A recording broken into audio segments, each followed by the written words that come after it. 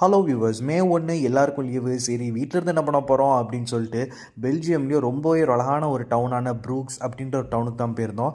அதோட கரெக்டான ப்ரொனன்சியேஷன் தெரில, ப்ரூஜ்லாம் சொல்லுவாங்க. பட் நம்மளுக்கு வரதை சொல்லிட்டு போயிட்டே இருக்க வேண்டியதான். சரின்னு எப்போதும் போல் அறக்க பறக்க நேராக ரயில்வே ஸ்டேஷனுக்கு போய் டிக்கெட் எடுத்து வந்த ட்ரெயினை பிடிச்சி நேராக ப்ரூக்ஸில் போய் நம்ம இறங்கிட்டோம்.